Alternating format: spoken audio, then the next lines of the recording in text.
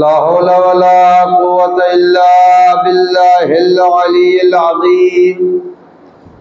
أعوذ بالله من الشيطان اللعين الرجيم. بسم الله الرحمن الرحيم. الحمد لله رب العالمين والعاقبة للمتقين والنار للعاصين والملحدين والصلاة والسلام والتحية والإكرام على نبي الرحمة وشفيع الأمة صاحب الوقار والسكينة المدفون بأرض المدينة العبد المؤيد والرسول الممدد المصطفى الأمجد المحمود الأحمد أبي القاسم محمد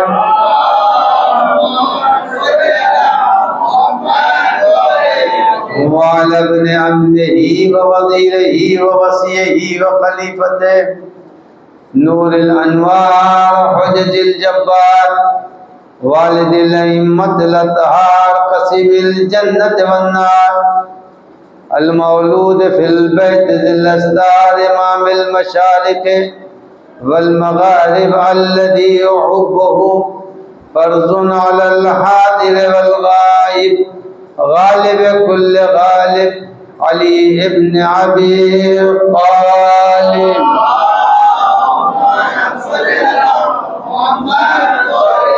وعلى آله الطيبين الطاهرين المعصومين المنتجبين المخاطبين لا سيما على بقية الله الأعظم حجة ابن الحسن المهدي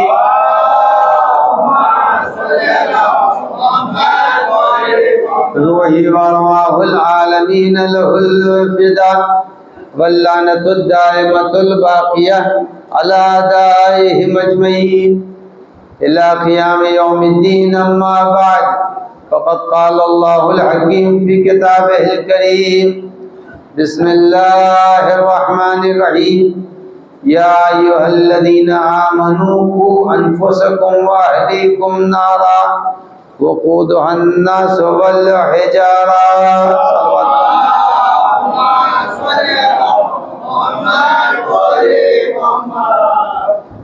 آپ حضرات سے گزارش ہے کہ ایک مرتبہ سورہ فاتحہ کی تلاوت فرما کر مرحوم یوسف علی فردند رئیس حیدر، مرحوم محمود حسین ابن اصغر علی، مرحومہ انوری بیگم بنت سلامت علی، نفیس جہاں بنت محمود حسین، سراج الحسن ابن فدا حسین، رقیہ بیگم بنت نیاد علی، نقیب الحسن ابن سراج الحسن کی روح کو ایصال فرما دیں.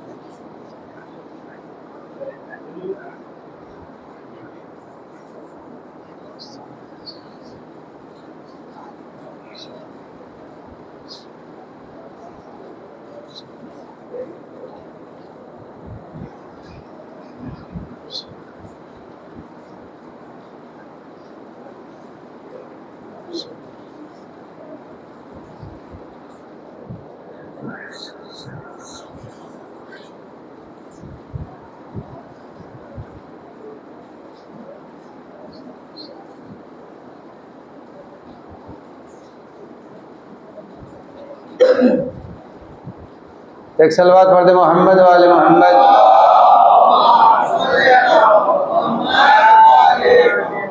اور اگر زحمت نہ ہو تو جو حضرات دور بیٹھے ہوئے ہیں وہ بھی آگے آ جائیں تاکہ ایک مجلس کا ماحول بن جائے.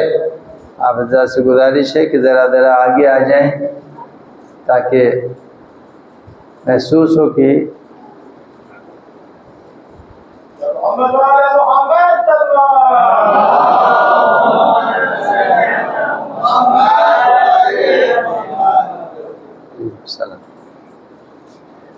میں نے سورہ مبارک تحریم کی اس آیہ کریمہ کو اس وقت کی تقریر کا اور آنے والے دنوں کی تقریر کا انشاءاللہ عنوان ابھی قرار دیا، اور آئندہ بھی اسی آیہ کریمہ کے ذیل میں آپ کی خدمت میں کچھ باتیں عرض کروں گا، اور آپ سب کو شاید اس کی اطلاع اشتہار پر ہوگی کہ میری تقریر کا عنوان جو اشتہار پر دیا گیا ہے وہ یہ ہے کہ انسان کو اپنے کو اور اپنے بچوں کو جہنم سے کیسے بچانا چاہیے۔ تو اس آیہ کریمہ میں پروردگار عالم نے مومنین کو مخاطب کیا ہے، جس میں مومن بھی ہے اور غیر مومن بھی شامل ہیں۔ یا ایھا الذین آمنوا قوا انفسکم، اے صاحبان ایمان، قوا انفسکم واہلیکم، اپنے کو بھی جہنم سے بچاؤ اور اپنے اہل و عیال کو بھی جہنم سے بچاؤ۔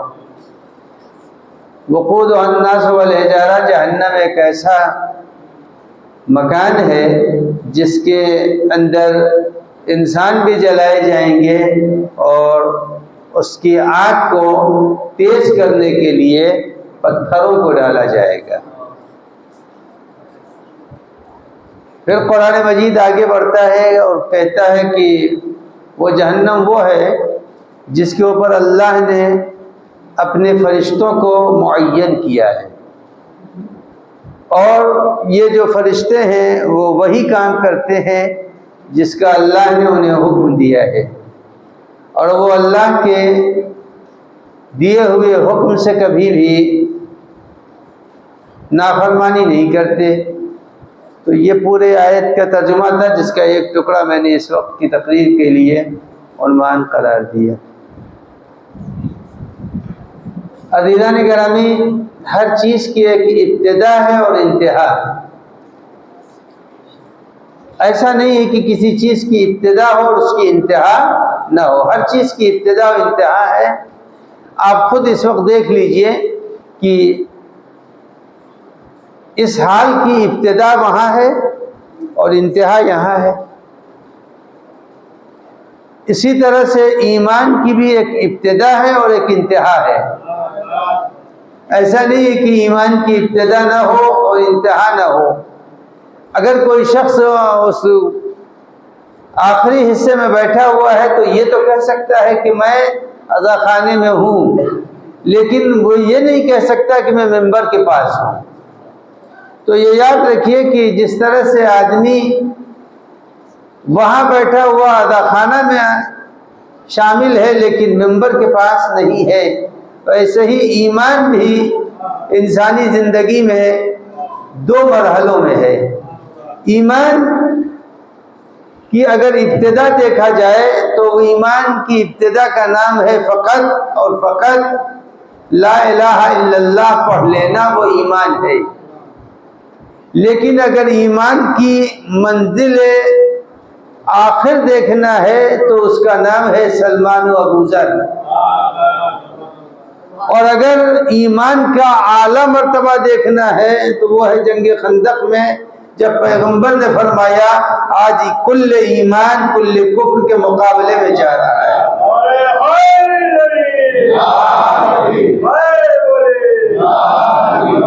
تو ایمان در حقیقت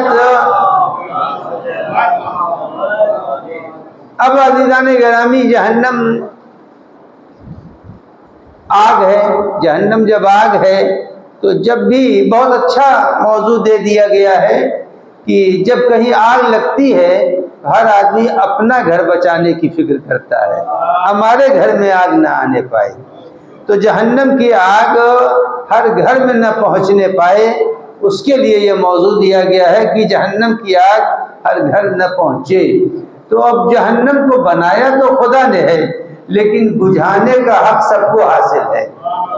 ہر آدمی جہنم کو بجھا سکتا ہے، دنیا میں جو چاہے جہنم کو بجھا دے، جو چاہے جہنم کو جلتا ہوا رکھے، اور بجھانے والوں کا نام بھی پایا جا رہا ہے اور سلگانے والوں کا نام بھی پایا جا رہا ہے۔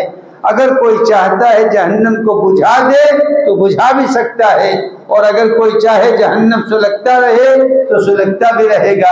آپ تاریخ میں اٹھا کے دیکھ لیجئے، جس نے چاہا بجھانا وہ ایک رات میں ہر بن کر کے بجھا دیا،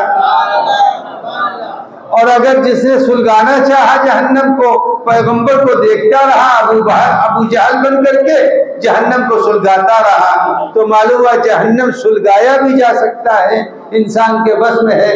جہنم گویا کہ ہزاروں شمع روشن کر دیجئے اور سارے پنکھے جیسے ہی آن کریں گے ساری جلتی ہوئی شمع بجھ جائے گی۔ معلوم ہوا جیسے شمع کے بجھانے کے لیے تیز ہوا کافی ہوتی ہے، جہنم کے بجھانے کے لیے عمل کی تیز ہوا درکار ہے۔ عمل کی اگر تیز ہوا چل جائے تو جہنم بجھ جائے گا۔ تو اب عزیزان گرامی جہنم بجھے گا اور انسان کے بس میں ہے جہنم کا بجھا دینا۔ اب یہ بتائیے کہ ہماری زندگی میں جو چیزیں دیکھی جا رہی ہیں جہنم بجھے گا کیسے؟ اگر آپ پنکھے کے نیچے ہیں تبھی تو آپ کو ہوا ملے گی، اور اگر پنکھے کے نیچے نہیں ہے تو ہوا نہیں ملے گی۔ یہ بات ذہن میں رہے، جہنم اس کو نہیں جلائے گا جو خدا کے قریب ہوگا، جو خدا کے قریب ہوگا جہنم اس کو کبھی نہیں جلا سکتا۔ اب خدا کے قریب ہونے کی آپ روزمرہ کی زندگی میں دیکھتے ہیں، نماز پڑھتے ہیں تو کیا کہتے ہیں؟ قربتاً اللہ، یعنی کیا ہے؟ نماز کے ذریعے سے آپ اللہ سے قریب ہونا چاہتے ہیں۔ اب جب اللہ سے قریب ہونا چاہتے ہیں تو روزہ رکھا تاکہ اللہ سے قریب ہو جائے، نماز پڑھا تاکہ اللہ سے قریب ہو جائے، حج کرنے چلے گئے تاکہ اللہ سے قریب ہو جائے۔ جو اللہ سے قریب ہوگا وہ کبھی بھی جہنم میں نہیں جائے گا۔ اب جب جہنم میں نہیں جائے گا تب آگے بڑھیے۔ اب ایک دن ایسا ہوا کہ جناب فاطمہ زہرا سلام اللہ علیہا نے پیغمبر اکرم خود اپنے بابا سے سوال کیا، اور سوال یہ کیا کہ بابا جان یہ بتائیے ما لمن تہاون بالصلاۃ، بابا یہ بتائیے کہ اگر کوئی شخص نماز میں سستی کرتا ہے تو اس کا اثر کیا ہے، چاہے وہ مرد ہو یا عورت؟ ما لمن تہاون بالصلاۃ، بابا یہ بتائیے جس کسی نے بھی نماز میں سستی کی اس نماز کے سستی کرنے والے کا انجام کیا ہوگا، چاہے وہ مرد ہو یا عورت؟ تو پیغمبر نے فرمایا کہ بیٹی جس کسی نے بھی نماز میں سستی کی 15 نحوستیں اس کے شامل حال ہوں گی۔ کتنی؟ 15 نحوستیں۔ اب 15 نحوستوں کو میں آپ کی خدمت میں بیان کرنا چاہوں گا آنے والے دنوں میں۔ پہلی پیغمبر نے فرمایا کہ بیٹی اگر کسی شخص نے نماز میں تاخیر کی، تو نماز میں تاخیر کرنے کا معنی یہ ہوا کہ وقت نماز نہ پڑھے، وقت نماز نہ پڑھے۔ مثلا 12:25 کے اوپر نماز ہو رہی ہے یہاں پر شاید 12:25 پر ظہرین کی اول وقت نماز ہے، اگر کوئی شخص 12:25 پر بلا سبب ایسی ایریے میں نماز نہیں پڑھنے آ رہا، اگر نماز پڑھنے نہیں آ رہا ہے تو 15 نحوستیں شامل حال ہیں۔ اب وہ 15 نحوستیں ہیں کیا، ایک ایک کر کے تو نہیں شمار کروں گا، پہلے ہی مرحلے میں آپ کی خدمت میں عرض کر دوں۔ اور اگر کبھی زندگی میں انسان کے ایسا موقع آتا ہے کہ آدمی جو ہے وہ سفر میں ہے اور نماز اول وقت نہیں پڑھ سکتا ہے، چل رہا ہے بھائی روڈ میں، نہیں نماز پڑھ سکتا ہے، تو یہ یاد رکھیے اگر نماز نہیں پڑھ سکتا ہے تو نماز نہیں پڑھ سکتا کسی مجبوری کی وجہ سے، سائیکل چلا رہا ہے، بائک چلا رہا ہے، بس میں بیٹھا ہوا ہے، اتنا تو کر سکتا ہے کہ جب 12:25 آ جائے تو اپنے کو اللہ کے بارگاہ میں حاضر کر دے، اتنا تو کر سکتا ہے نا۔ اس کے لیے تو کوئی رکاوٹ نہیں ہے۔ اب اس کا طریقہ کیا ہے؟ پروردگار عالم قرآن میں فرماتا ہے فَاذْكُرُونِي أَذْكُرْكُمْ، تم مجھے یاد کرو میں تمہیں یاد کروں گا۔ اب کیسے اللہ کو یاد کرے؟ سفر کر رہا ہے، باوضو نہیں ہے، پانی نہیں ہے، جب ساری مصیبتیں اتنا تو کر سکتا ہے۔ آپ بھوپال میں بیٹھ کر کے اگر چاہیں دور و دراز کے ملک سے بھی رابطہ کرتے ہیں یا نہیں کرتے؟ کرتے ہیں۔ جب آپ دور و دراز کے ملک سے رابطہ کرتے ہیں تو آپ کو دیر نہیں لگتی۔ پروردگار عالم نے بھی یہی کہا، اگر تم وقت نماز چاہتے ہو بیت معمور کے فرشتوں سے رابطہ کرنا تو ایک طریقہ اس کا یہ ہے، علیکم السلام، اس کا ایک طریقہ ہے صرف، اور وہ طریقہ کیا ہے؟ تم نماز نہیں پڑھ سکتے، معلوم ہے، باوضو نہیں ہو، بس کام یہ کرو جب وقت نماز آ جائے، 12:25 جب ہو جائیں یا مغرب کا وقت جب ہو جائے 7:07، تو اب تمہاری ذمہ داری یہ ہے کہ تم اس وقت اگر کسی مجبوری کی وجہ سے نماز نہیں پڑھ رہے ہو، نماز پڑھنا ہے بعد میں پڑھ لینا، لیکن اس وقت اپنے کو پروردگار عالم کے سسٹم میں پہنچا دو۔ سسٹم میں کیسے پہنچاؤ گے؟ فقط اتنا کہہ دو سبحان اللہ والحمد للہ ولا الہ الا اللہ واللہ اکبر۔ اگر تم نے یہ کہہ دیا، مجبوری میں یہ نہ سمجھیے گا کہ نماز معاف ہو گئی، مولانا پڑھ کے گئے ہیں نماز معاف نہیں ہوئی ہے، بروقت نہیں پڑھا، مگر اپنے کو پروردگار عالم کے سسٹم میں پہنچا دیا۔ جب سسٹم میں پہنچا دیا تو پروردگار عالم کہے گا تم نے مجھے یاد کیا، چلتے ہوئے یاد کیا، میں زمین کو بھی گواہ بنا دوں گا کہ تم نے مجھے یاد کیا ہے۔ تو انسان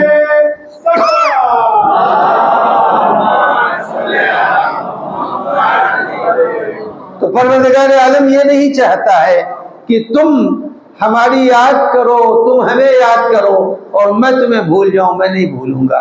بس تم چلتے پھرتے ہمیں اگر یاد کر لیتے ہو، چلیے ٹھیک ہے، اگر انسان نے سبحان اللہ والحمد للہ ولا الہ الا اللہ واللہ اکبر کہہ دیا تو گویا کہ اس نے یہاں سے لے کر کے بیت معمور تک کا اپنا سفر فقط سیکنڈوں میں طے کر لیا۔ اور یہی نہیں ہے، اس کے بعد ایک صلوات بھی پڑھ دے محمد و آل محمد پر۔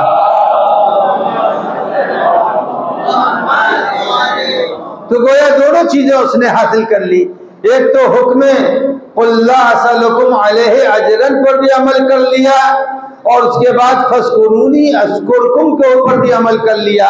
قرآن کی دونوں آیتوں کے اوپر، قرآن نے دونوں آیتوں کے اندر حکم دیا تھا فاذکرونی اذکرکم، مجھے یاد کرو میں یاد کروں گا۔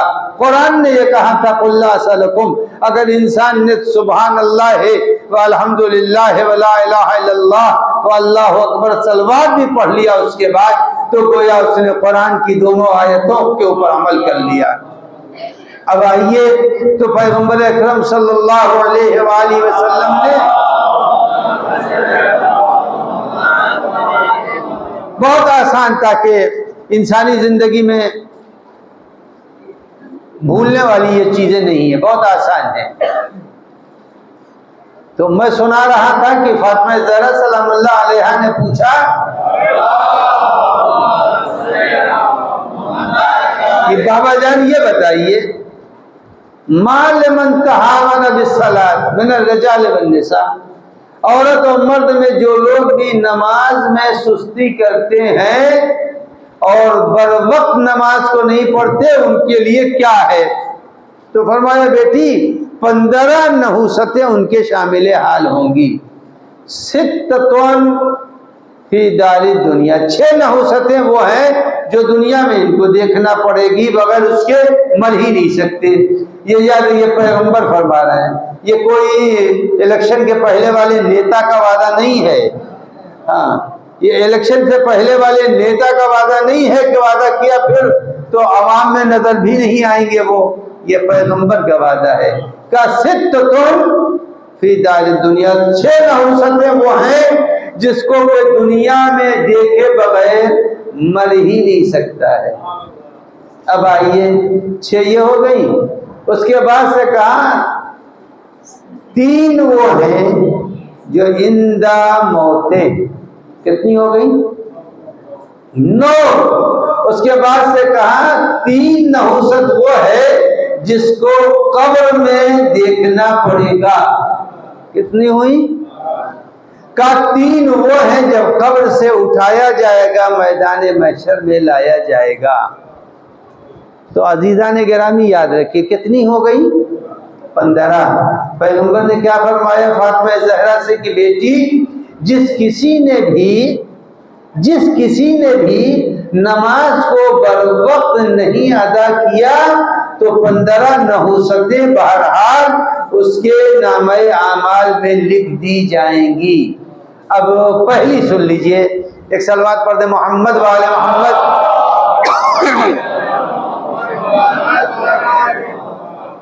کا پہلی بات جو دنیا میں اسے دیکھنا پڑے گا 6، اس میں سے پہلی چیز میں آپ کی خدمت میں عرض کر دوں۔ پہلی چیز جو پیغمبر نے فرمایا یرفع اللہ البرکۃ فی عمرہ، کا یاد رکھو جس کسی نے بر وقت نماز کو بغیر کسی عذر کے نہیں پڑھا تو سب سے پہلی چیز یہ ہے اس کے عمر سے برکت چلی جاتی ہے۔ یرفع اللہ البرکۃ فی عمرہ، اللہ اس کی عمر سے برکت کو اٹھا لیتا ہے۔ اب آئیے، لفظ برکت تو بتانے کی ضرورت نہیں ہے مگر آج بتاؤں گا کہ برکت کے معنی کیا ہے۔ یوں کہا جاتا ہے برکت، روزانہ بولتے ہیں برکت برکت برکت، لیکن جہاں کہیں برکت کی لفظ عربی میں آئی ہے اس کے 16 معنی ہیں۔ 16 معنی برکت کے ہیں، اس میں سے آج میں 2-3 کا تذکرہ فقط کروں گا۔ جب عمر سے برکت چلی جاتی ہے تو کم سے کم 5 چیزوں کی طرف میں آج اشارہ کرنا چاہوں گا۔ اگر آپ حضرات صلوات پڑھ دیں تو میں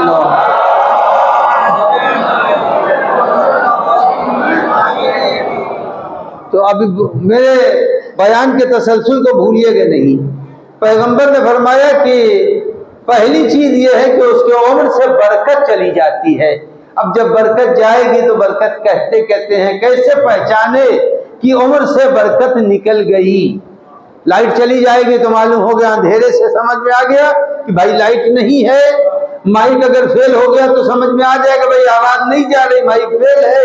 یہ کیسے پہچانے کہ برکت عمر سے نکل گئی؟ اب آئیے 5 چیزوں کی طرف اشارہ کروں گا۔ سب سے پہلی چیز یہ ہے کہ جس کی عمر سے برکت نکلتی ہے اس کے اندر جھوٹ بولنے کی عادت آ جاتی ہے۔ ہر آدمی امتحان لے سکتا ہے، ہر آدمی اپنا ٹیسٹ لے سکتا ہے، یہ تو کوئی ایسی چیز نہیں ہے۔ خود ہی دیکھ لے، ٹیسٹ کر لے کہ آیا ہماری عمر میں برکت ہے یا برکت نہیں ہے۔ اگر آدمی جھوٹ بول رہا ہے تو اس کے معنی یہ ہے کہ 5 چیزیں میں نے کہا ہے نا، ہے تو 16 مگر 5 بتا رہا ہوں، یعنی معلوم ہوا کہ 20% آدمی کی عمر کی برکت چلی گئی۔ پہلی چیز یہ ہے کہ جھوٹ بولتا ہے۔ ہر آدمی اپنا اندازہ لگا لے کہ آیا ہماری عمر میں برکت ہے یا نہیں ہے۔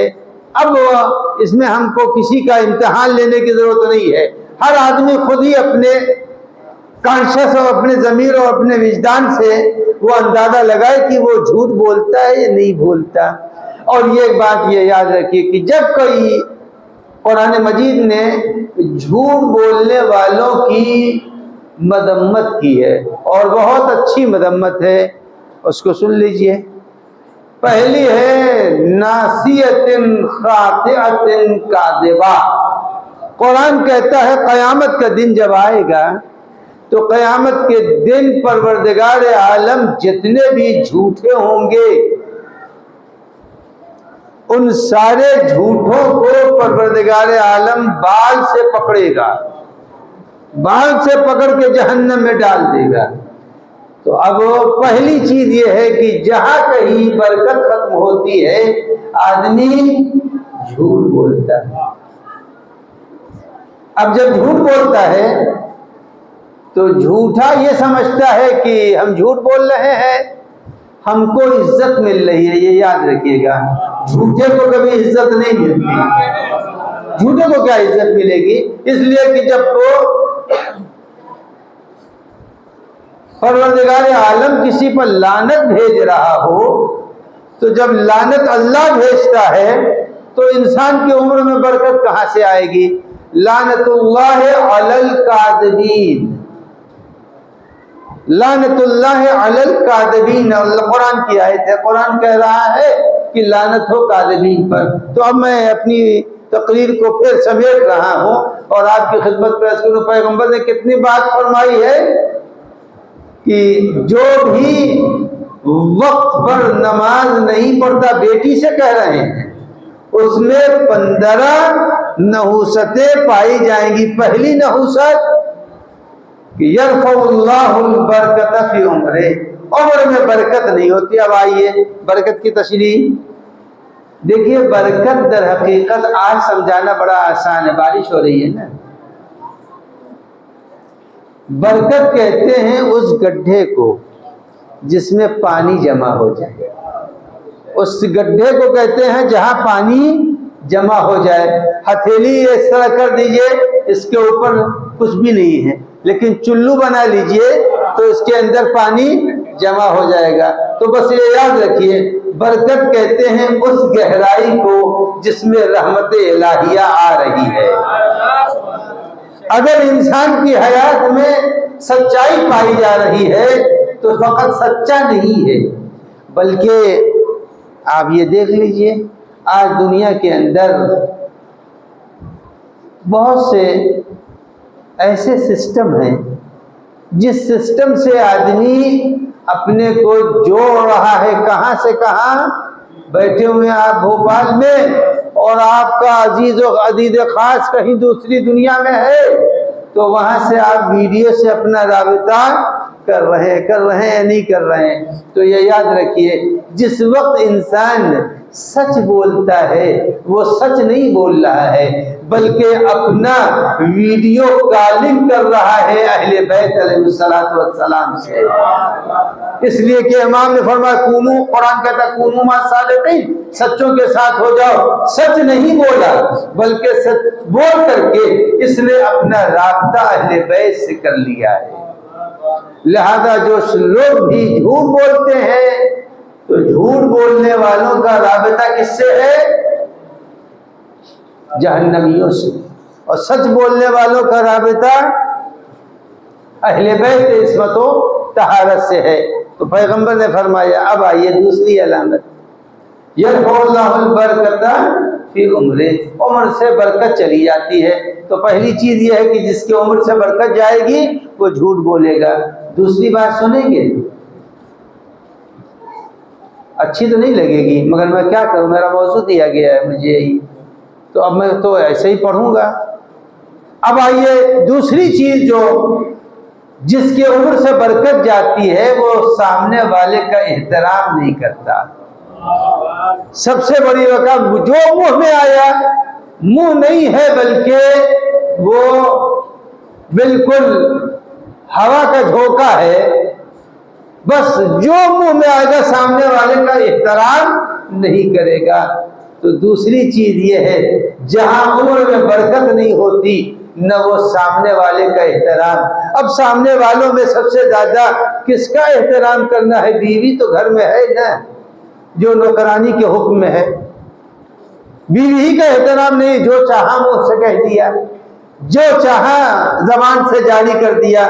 تو یہ یاد رکھیے، جو بھی سامنے والا چاہے بیوی ہو یا بیٹا ہو یا مومن ہو، اگر کسی کے دل شکنی کی ہے اور اس کو اپنی باتوں سے ٹھیس پہنچایا ہے، تو یہ یاد رکھیے یہ وہ آدمی ہے جس کی عمر کی برکت چلی گئی،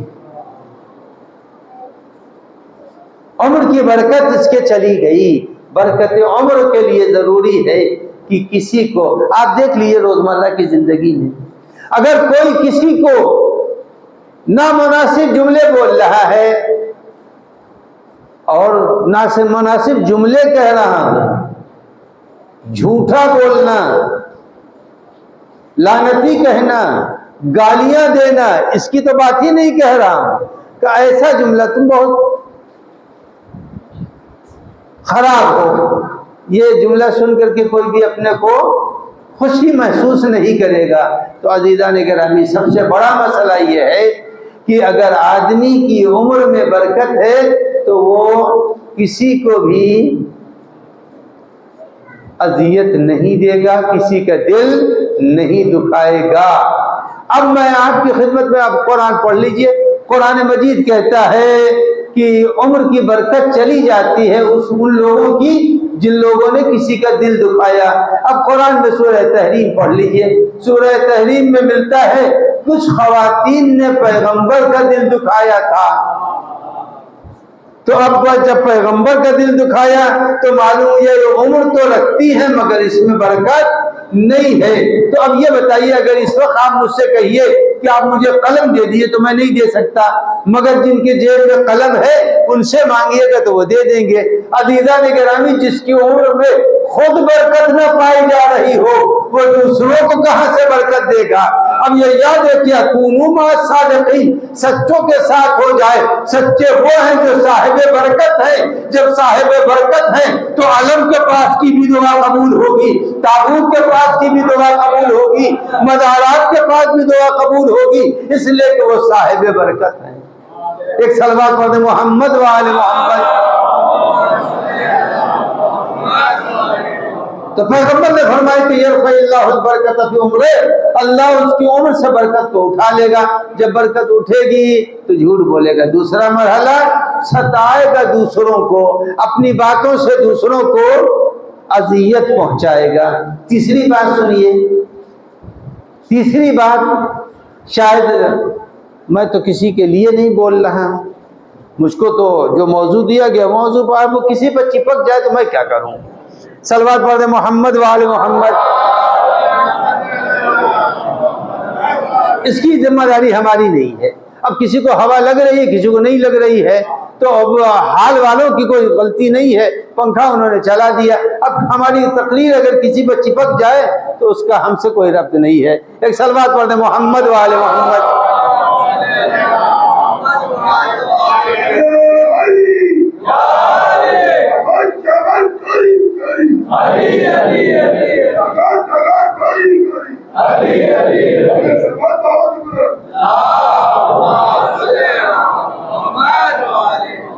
تو اب آئیے تیسری چیز میں سنا رہا ہوں، پیغمبر نے فرمایا ہے 16 میں سے ابھی تو تیسری چیز ہوئی ہے نا، 16 تو خیر سنا بھی نہیں پاؤں گا۔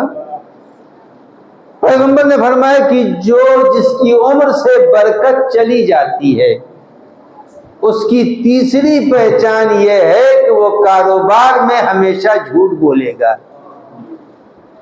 اب پہچان لیجئے کہ عمر کی برکت ہے یا عمر میں برکت نہیں ہے۔ اگر کاروبار میں ہے تو اس کی مطلب جھوٹ بول رہا ہے۔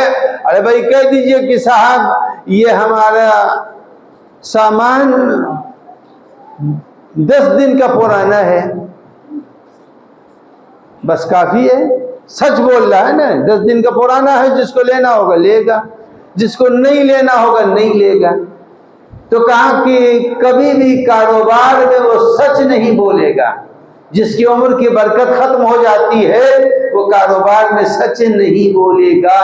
لہذا ہر آدمی کو چاہیے کہ اگر عمر پر برکت کی خواہش رکھتا ہے تو اپنے کاروبار میں سچ بولے۔ کاروبار میں جھوٹ بولنا یہ انسان کی عمر کی برکت کو ختم کر لیتا ہے۔ اس کے بعد سے اب ایک چیز اور سنا دوں، ایک صلوات پڑھ دیں محمد و آل محمد۔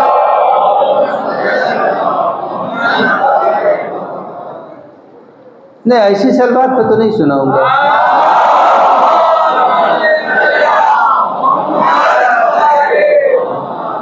عزیزان گرامی، عمر پر برکت، عمر پر برکت یعنی وہ بابرکت عمر ہونی چاہیے۔ پنکھا لٹکا ہو اور وہ چلے نہیں تو پنکھا اچھا مانا جائے گا یا خراب؟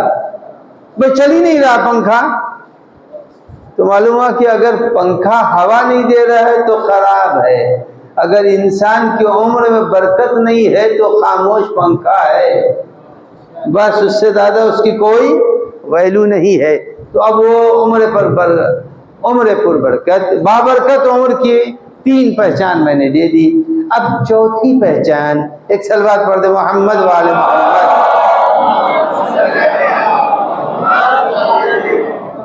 چوتھی پہچان انسان کی یہ ہے کہ وہ آدمی جب بھی کھانا کھائے گا، کھانے کے لیے فرمایا ہے پیغمبر نے کہ جب بھی کھانا کھائے گا تو کھانا کھانے میں وہ ہمیشہ کچھ نہ کچھ بولتا رہے گا. نمک کم ہے، آج مرچا زیادہ ہے، آج پھیکا ہے، آج کھانا ٹھنڈا ہے، روٹی مزیدار نہیں ہے.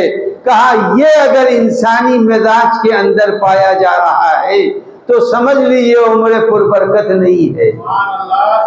اب ہر آدمی اپنا اندازہ لے لے، مجھے کیا معلوم کہ کس کے گھر میں کیا ہو رہا ہے، مگر میں تو ایک کلیہ بیان کر رہا ہوں جو برکت کی علامتیں اور پہچان ہے. اب کس کا مزاج کیسا ہے وہ تو آپ خود ہی سننے والے میرے، اگر عورتیں سن رہی ہیں تو ان کو بھی معلوم ہو جائے گا، اگر مرد سن رہے ہیں تو انہیں بھی معلوم ہو جائے گا کہ بابرکت عمر کی یہ 4 چیزیں میں نے آپ کو بیان کر دی ہیں. پہلی بات وہ سچ بولے گا. دوسری بات کسی کو اذیت نہیں دے گا. تیسری بات بتانا پڑے گا، جلدی بتائیے.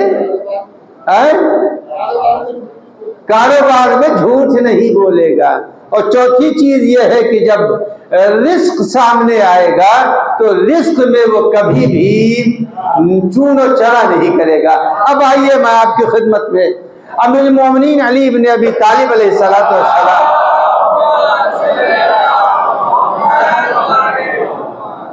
اور ادھر والے دے رہے ہیں، ادھر والے چپ رہتے ہیں، ادھر والے تو دے ہی نہیں رہے، سلوات بھیج ہی نہیں رہے.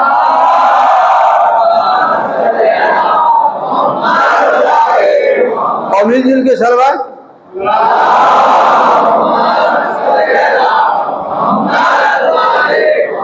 عزیزان گرامی، ہر آدمی کو یہ سوچنا چاہیے. امیر المومنین علی بن ابی طالب حاکم کوفہ ہیں، پورے جزیرۃ العرب کے حاکم بن چکے ہیں اور مدینے سے کوفے کی طرف منتقل ہو چکے ہیں. سگا بھائی، حقیقی بھائی جناب عقیل وہ کوفے پہنچتے ہیں. جب کوفے پہنچے، اللہ ہم سب کو لے جائے اور زیارت امیر المومنین کا شرف دے. جب وہ کوفے پہنچے ہیں جناب عقیل تو امام حسن امام حسین یہ نہ سمجھے بچہ ہیں، امام حسن امام حسین جوان ہیں. سن 36 ہجری کی بات ہے.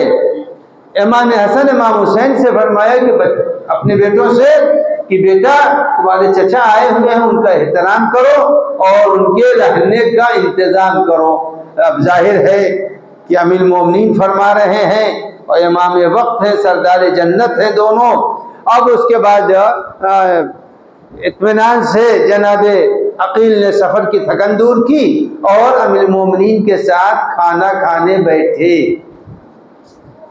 جب کھانا کھانے بیٹھے تو امیر المومنین کے اس وقت سفرے کے اوپر فقط روٹی اور نمک تھا. یعنی انسانی مزاج بتا رہا ہوں، مزاج معصوم بتا رہا ہوں، دونوں میں فرق اتنا ہوتا ہے. امام معصوم اور غیر معصوم میں فرق کیا ہے؟ جناب امیر المومنین علی بن ابی طالب علیہ السلام خود سفرے پر بیٹھے اور سامنے جناب عقیل ہیں، نمک اور روٹی ہے. جناب عقیل کے ذہن میں یہ تھا کہ امیر المومنین حاکم ہو چکے ہیں، اب تو کوئی اچھا کھانا ملے گا. تو جناب عقیل نے فرمایا بھائی جان نمک اور روٹی اور حاکم کوفہ. تو امیر المومنین نے فرمایا کہ یہ بتاؤ نمک اور روٹی نعمت نہیں ہے؟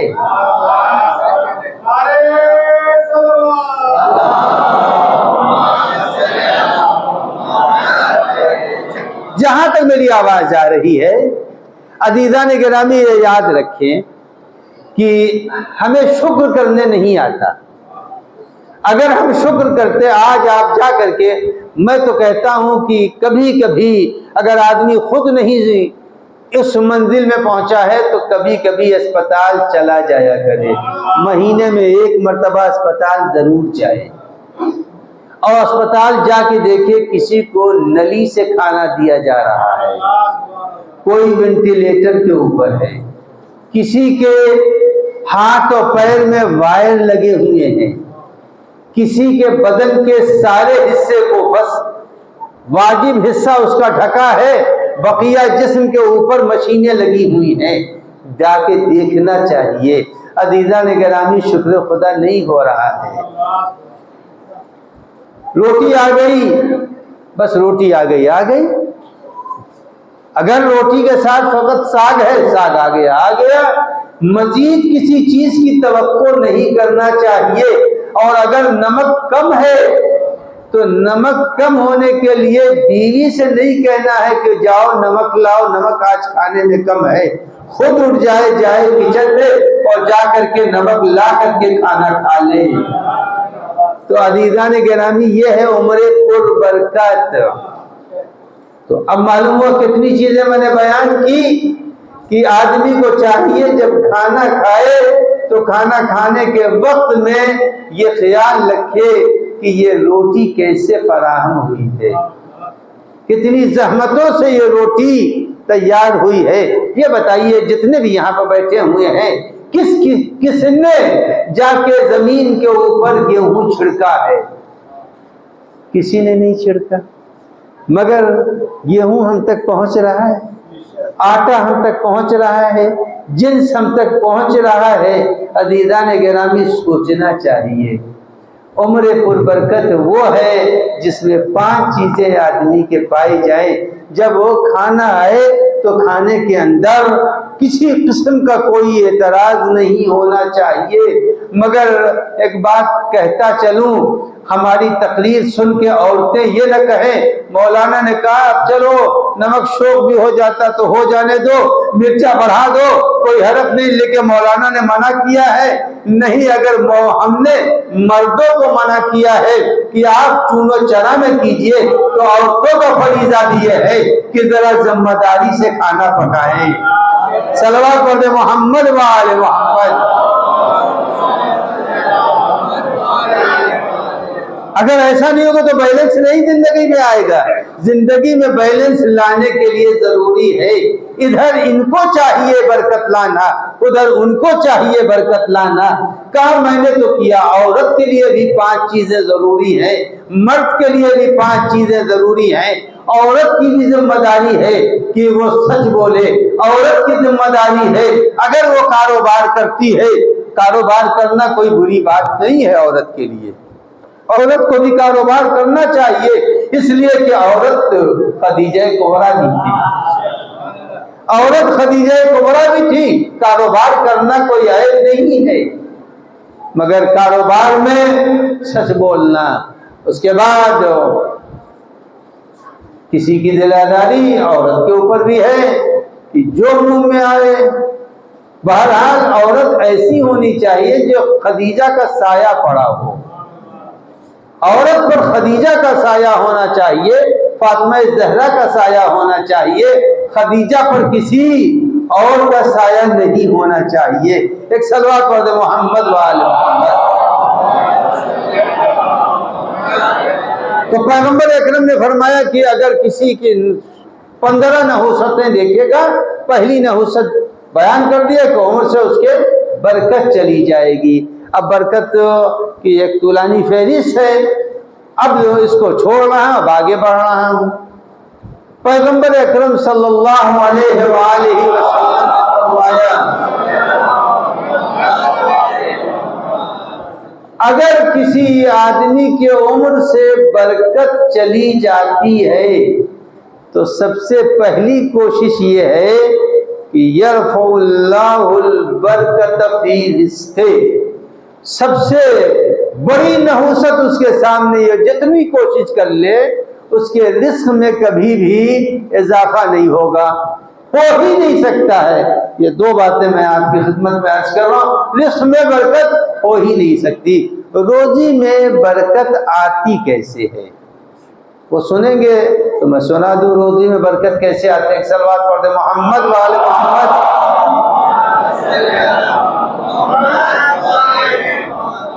عزیزان گرامی روزی میں برکت آتی ہے پیغمبر اکرم صلی اللہ علیہ وآلہ وسلم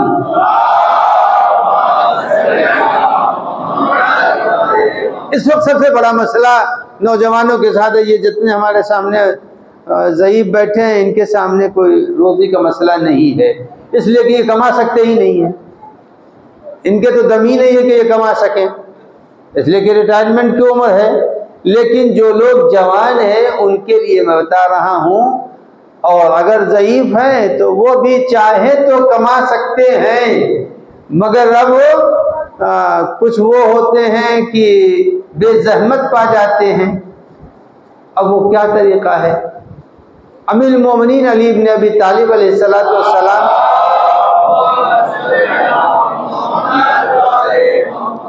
تشریف فرما ہیں، اور ان کے ہر دل عزیز شاگرد جناب عبداللہ ابن عباس بھی ہیں. ابن عباس موجود ہیں اور ایک شخص آیا اور اس نے حضرت سے سوال کیا کہ مولا اولاد نہیں ہے. تو امیر المومنین نے فرمایا کہ کہو استغفار کرو. دوسرا آدمی بھی آیا، وہ اسی وقت آ گیا، اس نے کہا مولا روزی کم ہے. تو حضرت نے کہا استغفار کرو. تیسرا آدمی آیا، اس نے کہا مولا پانی نہیں برس رہا، تو کہا استغفار کرو. 5 آدمی آئے، پانچوں نے اپنے اپنے اعتبار سے حضرت سے مطالبہ کیا. حضرت نے کہا استغفار کرو. اب جائیں جتنے بھی نوجوان بیٹھے ہیں ان کے لیے یہ نسخہ آخری ہے.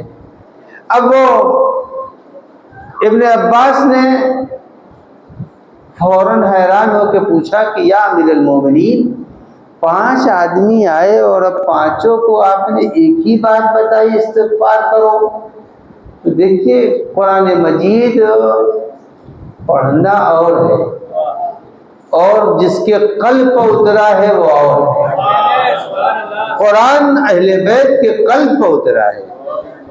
اب آپ یہ کہیں گے یہ تو قلب پیغمبر پر اترا ہے، تو اب یہ عزیزان گرامی قلب پیغمبر قلب علی سے الگ نہیں ہے. جو قلب علی ہے وہی قلب پیغمبر ہے. اب آپ کہیں یہ کہاں سے آپ نے کہہ دیا؟ چلے جائیے میدان مباہلہ میں. اللہ میدان مباہلہ میں کیا کہہ رہا ہے؟ تعالوا ندعو ابناءنا وابناءکم ونساءنا ونساءکم وانفسنا. نفس کہتے ہیں روح کو، نفس کہتے ہیں روح کو. مباہلے میں پیغمبر کس کو لے کے گئے تھے؟ اپنی روح کو لے کے گئے تھے. روح کے معنی امامت ہے. تو عزیزان گرامی پتہ چلا کہ اگر قلب پیغمبر پر براہ راست نزل به روح الامین علی قلبک، جبرائیل کے ذریعے سے قلب پیغمبر پر آیا. عزیزان گرامی اگر ایک سوئچ سے سارے کے سارے حال کے بلب روشن ہو سکتے ہیں تو ایک قلب پیغمبر سے 14 معصومین کے قلب ہی قرآنی ہو سکتے ہیں. صلوات پڑھیں محمد وآل محمد. تو عزیزان گرامی کہا استغفار کرو. تو اب استغفار جتنے بھی نوجوان ہیں بوڑھے بھی کریں، اچھی بات ہے. استغفار کے فائدے ہیں، اس کے فائدوں میں سے صرف ایک فائدہ تو ابھی اسی آیت کریمہ میں ہے وَاسْتَغْفِرُوا رَبَّكُمْ. تم اپنے رب کی بارگاہ میں استغفار کرو. استغفار کا فائدہ یہ ہوگا اللہ تمہاری روزیوں میں اضافہ کر دے گا. تو جتنے بھی نوجوان ہیں وہ اپنی روزیوں میں اضافہ کریں. اور دیکھیے اگر بوڑھا آدمی ہے ظاہر ہے نوکری تو نہیں ملے گی بوڑھے کو. اب ہم سے اگر کوئی کہے کہ نوکری کیجئے تو ہم کہاں نوکری کر سکتے، اور نہ کوئی گورنمنٹ دے گی بھی نہیں نوکری. نوکری کی ایک عمر ہوتی ہے. جب نوکری کی ایک عمر ہے تو اب آئیے نوکری کی عمر گزر گئی مگر روزی پیٹ تو ہے نا بھائی، کھانے کے لیے تو چاہیے. تو اب جب کھانے کے لیے چاہیے تو اب انسان استغفار کرے، جتنا استغفار کرے. استغفار کی یہ معنی نہیں ہے کہ آدمی گناہ کرتا ہے تو استغفار کرتا ہے، گناہ کے بعد استغفار نہیں ہوتا۔ اگر گناہ کے بعد استغفار ہوتا تو میں آپ سے یہ پوچھنا چاہتا ہوں کہ انسان جب سجدہ کرتا ہے، سجدے سے سر اٹھایا تو کیا پڑھا؟ استغفر اللہ ربی واتوب الیہ۔ دونوں سجدے کے بیچ میں کون سا گناہ کیا ہے؟ گناہ تو نہیں کیا۔ معلوم ہے شان خود بندگی یہ ہے آدمی استغفار کرتا رہے، بندگی کی شان یہ ہے استغفار کرتا رہے۔ عزیزان گرامی، اگر انسان نے استغفار کیا، جوان ہو بوڑھا ہو، اگر استغفار کیا تو رب العزت جیسا پیغمبر استغفار کرتے تھے، تو پیغمبر کی حیات طیبہ میں، معصوم کی حیات طیبہ میں، اور امام رضا علیہ السلام نے فرمایا،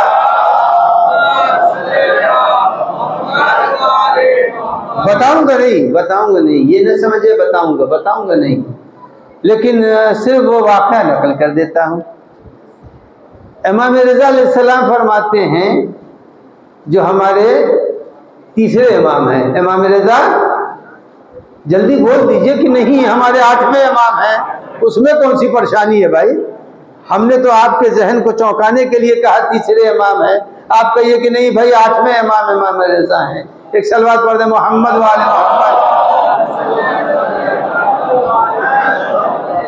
تو امام رضا علیہ السلام فرماتے ہیں کہ امیر المومنین کی خدمت میں ایک شخص آیا، اور آنے کے بعد اس نے کہا کہ یا امیر المومنین بہت پریشان حال ہوں۔ تو امیر المومنین نے فرمایا پریشان حال ہو؟ کہا تو کہا خود امام رضا فرماتے ہیں امیر المومنین نے لکھ کر اس کو ایک استغفار دیا، اور فرمایا کہ جب سونے لگو تو اس استغفار کو پڑھ لیا کرو۔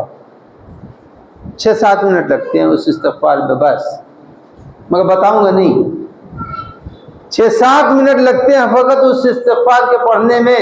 استغفار سخت ہے، ذرا سا اس کے الفاظ سخت ہیں۔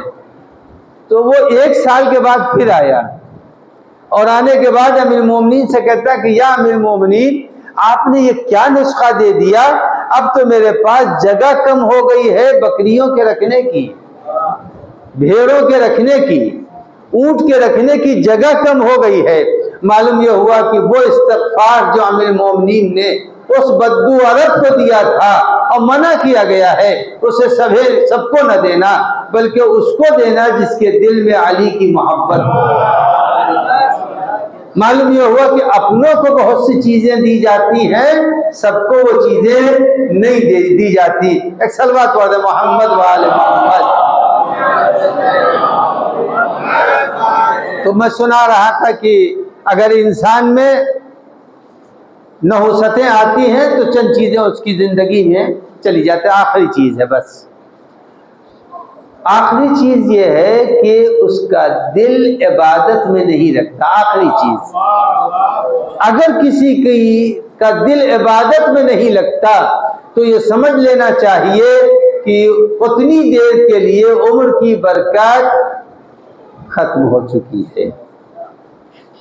کبھی کبھی میں نے دیکھا، مجھے تو آتا بھی نہیں چلانے، مگر کبھی کبھی دیکھتا ہوں کچھ لوگ وہ ہوتے ہیں جو اپنی بائک کو اسٹارٹ کرتے رہتے ہیں مگر اسٹارٹ نہیں ہوتی، یعنی بائک میں کچھ عیب آ گیا ہے لہذا اسٹارٹ نہیں ہو رہی ہے۔ اگر دل نہ لگ رہا ہو عبادت میں، معلوم ہوا روح میں کچھ جام پڑ گیا ہے۔ صلوات پڑھ دیں محمد وآل محمد۔ تو یہ روح میں اگر عبادت میں دل نہیں لگ رہا ہے، ہاں عبادت میں دل نہ لگنا، تو میں نے کبھی تو لگنا چاہیے، کبھی تو لگنا چاہیے۔ ہر روز آدمی کھچڑی نہیں کھاتا بھائی، کبھی تو اچھا کھانا کھا لیتا ہے نا۔ تو یہ نہیں کہ ہر روز دل ہی نہیں لگ رہا ہے۔ ابھی سجدہ کیا تو بس ایسے ہی سجدہ کیا، جیسے کہ امیر المومنین کے زمانے میں اور معصوم کے زمانے میں ایک شخص نے سجدہ کیا تو حضرت دیکھ رہے تھے، کہا کہ یہ تو ایسے سجدہ کر رہا ہے جیسے مرغا دانہ اٹھاتا ہے، اتنا جلدی بھی نہیں ہونا چاہیے اور ایسا بھی سجدہ نہ ہونا چاہیے کہ 3 ہی مہینے میں پیشانی پر گھٹا پڑ گیا، ایسا بھی نہیں ہونا چاہیے۔ صلوات پڑھ دیں محمد۔ وآل محمد۔ تو عزیزان گرامی، انسانی زندگی میں اگر عبادت میں دل نہیں لگ رہا ہے تو یہ یاد رکھیے گا پھر عمر کی برکت گھٹ رہی ہے۔ تو اب اس سے زیادہ کی آج ضرورت نہیں، اتنا کافی ہے۔ صلوات پڑھ دیں محمد وآل محمد۔ بقیہ باتیں کل سناؤں گا، آج اتنا ہی کافی ہے، اس لیے کہ اور کوشش یہ کیا کیجیے قلم اور کاغذ لے کے آئیے، اس لیے کہ مجھے موضوع ایسا دیا گیا ہے جو موضوع انسانی زندگی میں کارآمد ہے، لہذا قلم کاغذ لے کے آئیں گے تو جلدی جلدی لکھ بھی لیں گے، یا جو نوجوان ہے وہ اپنے موبائل کے اوپر بھی سیو کر سکتے ہیں۔ ایک صلوات پڑھ دیں محمد وآل محمد۔ تو قرآن مجید نے دعوت دی ہے، فرما رہا ہے کہ یا ایھا الذین آمنوا قوا انفسکم واہلیکم نارا، اے صاحبان ایمان اپنے کو اور اپنے اہل و عیال کو جہنم سے بچاؤ۔ جہنم کا ایندھن انسان بھی بنے گا اور آگ کو سلگانے کے لیے پتھر بھی بنے گے۔ علیہا ملائکۃ غلاظ شداد، اللہ نے جہنم پر معین کیا ہے ایسے فرشتوں کو جو فرشتے اللہ کے حکم سے قطعاً تھوڑی دیر کے لیے بھی اس کے حکم سے نافرمانی نہیں کرتے، اور جب نہیں کرتے تو وہ شدید بھی ہیں۔ جو لوگ اپنی ڈیوٹی کے پکے ہوتے ہیں ان میں خود بخود شدت پیدا ہو جاتی ہے۔ جب شدت پیدا ہو جاتی ہے تو کہا یہ ملائکہ وہ ہیں جو غلاظ شداد۔ عزیزان گرامی، ہمیں نجات دلانے کے لیے، ہمیں جہنم سے بچانے کے لیے یہ اہل بیت عصمت و طہارت اسی لیے آئے تھے تاکہ ہم کو جہنم سے بچا دیں۔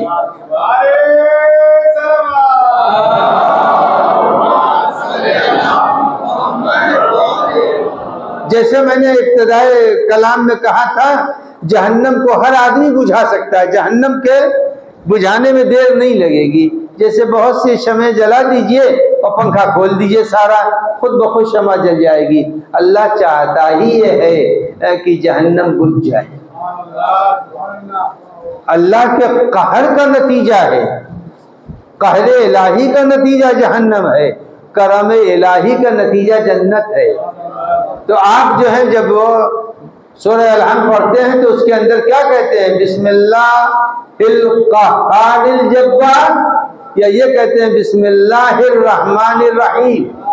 معلوم یہ ہوا کہ اللہ نے بسم اللہ القہار الجبار سے کسی سورہ کو شروع نہیں کیا ہے، بلکہ ہر سورہ کو شروع کیا ہے تو رحمان و رحیم سے شروع کیا ہے، ذہنوں کو متوجہ کیا۔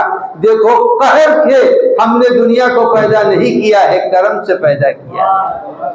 جب کرم سے پیدا کیا ہے تو تمہاری ذمہ داری ہے کرم سے فائدہ اٹھاؤ، قہر سے ہمارے بچو۔ جہنم قہر کا نام ہے، جنت کرم کا نام ہے۔ اللہ پسند ہی نہیں کرتا، اور جب اللہ پسند نہیں کرتا تو جو اس کے نمائندے ہیں وہ کب پسند کریں گے کہ بندہ جہنم میں جائے؟ اس کے چاہنے والے دنیا جائے جہنم میں، ہم سے کیا مطلب؟ دنیا جائے مگر اہل بیت نہیں چاہتے کہ کوئی جہنم میں جائے، کم از کم اس کے چاہنے والے جہنم میں نہ جائیں، اہل بیت کے ماننے والے جہنم میں نہ جائیں۔ اہل بیت تو یہی چاہتے ہیں، اسی لیے روایتوں میں ہے کہ امیر المومنین کو دیکھ کے فرمایا یا علی، آپ اور آپ کے شیعہ چاہنے والے یہی لوگ وہ ہیں جو کامیاب ہیں۔ عزیزان گرامی، اہل بیت نے اتنی بڑی قربانی دے دی، اتنی بڑی قربانی دی، اسی لیے دی تاکہ اس قربانی کے ذریعے سے وہ ہمیں بتا سکیں کہ قربان کرنے کا جذبہ پیدا ہو جانا چاہیے۔ قربان انہوں نے اپنے کو اسلام پر قربان کیا ہے، ہم کو چاہیے ہم ان کے فرمان پر اپنے کو قربان کر دیں۔ ان کے فرمان پر اگر ہم نے اپنے کو قربان کر دیا، انہوں نے کوئی بہت بڑے احکام ہم کو نہیں دیے، کہا بس یہ ہے جو واجب ہے اس پر عمل کرنا، جو حرام ہے اس سے پرہیز کرنا، بس اتنا تو سبھی جانتے ہیں کہ واجب کیا ہے اور حرام کیا ہے۔ عزیزان گرامی، اس واجب کو بتانے کے لیے علی اصغر کو بھی قربان کر دیا، اس واجب کو بتانے کے لیے علی اکبر کو بھی قربان کر دیا، اس واجب کو بتانے کے لیے عباس کے بازو بھی دے دیے، اس واجب کو بتانے کے لیے زینب کو بازار کوفہ و شام سے گزرنا بھی پڑا۔ عزیزان گرامی، یہ ہے ساری کے ساری مصیبتیں اہل بیت نے کیوں اٹھائی؟ اس لیے اٹھائی ہیں تاکہ ہم بچ جائیں، ہم بچ جائیں، ہم گناہ میں مبتلا نہ ہوں، اور اگر گناہ ہو بھی جائے تو اہل بیت کے ان آنسوؤں کے ذریعے سے ہم اپنے گناہوں کو مٹا دیں۔ کیا یہ مصیبت کم نہیں ہے؟ امام حسین نے ہمارے خاطر، اسلام کی حقانیت کے خاطر اپنے ایک چھوٹے سے بچے کو راہ خدا میں قربان کر دیا۔ عزیزان گرامی، جس وقت امام حسین علیہ السلام آخر وقت تھا، آخر وقت میں امام حسین نے ایک آواز بلند، حل من ناصر ینصرنا۔ آپ عربی کی لطافت سے بے خبر ہیں، امام کے اس جملے کے معنی ہے کوئی جو میری مدد کرے، اس کے معنی یہ ہے کہ اس ہے کوئی میں اللہ کو بھی مخاطب کر دیا، ارواح انبیاء کو بھی مخاطب کر دیا، کہا کوئی ہے جو میری مدد کرے۔ جیسے ہی یہ کہا ہے کوئی میری مدد کرے تو فوراً فرشتہ ایک خط لے کے آیا، فرشتہ ایک خط لے کے آیا، اور اس خط میں لکھا تھا حسین تم نے یہ کہا ہے کوئی جو میری مدد کرے، میں تو ابھی کربلا میں تمہارے سارے دشمنوں کو مٹا سکتا ہوں۔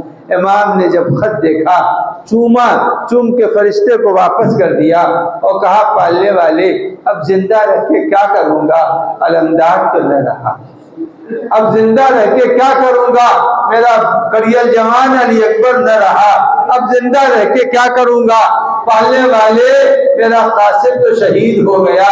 امام نے ایک ایک شہیدوں کا ذکر کیا، اس کے بعد کہا پالنے والے رباب کا علی اصغر بھی تو نہ رہا، اے پالنے والے زندہ رہ کے کیا کروں گا۔ عزیزان گرامی، جس وقت امام نے استغاثہ بلند کیا، علی اصغر نے اپنے کو جھولے سے گرا دیا، اہل بیت میں کوہرام مچا۔ جب آواز بلند ہوئی رونے کی، امام خیمے تک پہنچے، کہا یہ بتاؤ زینب ابھی تو میں زندہ ہوں، تم رو رہی ہو، عورتوں میں واویلا آہو گریو جاری کیوں ہے؟ کہا بھیا جیسے ہی آپ نے آواز حل من ناصرین بلند کی، علی اصغر نے جھولے سے گرا دیا۔ امام نے کہا میں سمجھ گیا مقصد علی اصغر، لے کے میدان کربلا میں آئے۔ عزیزان گرامی، امام پر سب سے زیادہ جو مصیبت تھی وہ کربلا میں کسی شہید کے لیے امام خیمے کے اوپر آ کے 7 مرتبہ نہیں کہا ہے انا للہ و انا الیہ راجعون، ہر شہید کو لاتے تھے خیمے میں رکھ دیتے تھے، لیکن جب علی اصغر کو لانا ہوا تو امام آگے بڑھے پھر پیچھے ہوئے، اے مولا یہ 7 مرتبہ کیوں گئے؟ چاہے جواب دے، سارے شہید جاتے تھے تو اس نیت سے جاتے تھے کہ وہ شہید ہوں گے۔ میں نے رباب سے وعدہ کیا تھا، لاؤ رباب کو علی اصغر کو پانی پلا کے لاتا ہوں، مگر جب علی اصغر آئے ہیں تو علی اصغر کے گلے میں تیر تھا، علی اصغر کے گلے سے خون بہ رہا تھا، کوئی نہیں تھا جو اس ننھے کو پانی پلاتا۔ سیعلم الذین ظلموا ای منقلب ینقلبون، لعنت اللہ علی القوم الظالمین۔ یا اللہ یا اللہ یا اللہ یا اللہ یا اللہ یا اللہ یا اللہ یا اللہ یا اللہ۔ الہی قلب ایمان کو راضی و خوشنود فرما، ظہور ایمان میں تعجیل فرما، بیماروں کو شفا عنایت فرما، تعمیر بقی کے اسباب عنایت فرما، حاکمان ظلم و جور کو نیست و نابود فرما۔ پالنے والے واسطہ ہے بحق محمد و آل محمد، جن لوگوں نے ملک و بیرون ملک سے دعاؤں کی فرمائش کی ہے ان سب کی حاجتوں کو روا فرما، جو بے روزگار ہو برسرکار فرما، جو تعلیم علم دین اور علم دنیا میں مصروف ہے ان کو ترقی عنایت فرما، جو صاحبان دفتر ان کو فرائض سے زبدوش کو فرما، جن کی گود خالی ہے ان کی گود کو آباد فرما۔ پالنے والے بحق محمد و آل محمد علیہ السلام ہم سب کو شب اول قبر اہل بیت کی زیارت و شفاعت نصیب فرما، عذاب قبر، فشار قبر، تاریکی قبر سے نجات مرحمت فرما بالنبی و آلہ الطاہرین۔ آپ سب سے گزارش ہے ایک مرتبہ سورہ الحمد کی تلاوت فرما کر بارگاہ نورانی اہل بیت عصمت و طہارت، شہدائے کربلا اور اسیران کربلا کی ارواح طیبہ کو ہدیہ فرما دیں۔ بسم اللہ الرحمن الرحیم، الحمدللہ رب العالمین، الرحمن الرحیم، مالک یوم الدین، ایاک نعبد و ایاک نستعین، اہدنا الصراط المستقیم، صراط الذین انعمت علیہم غیر المغضوب علیہم ولا الضالین۔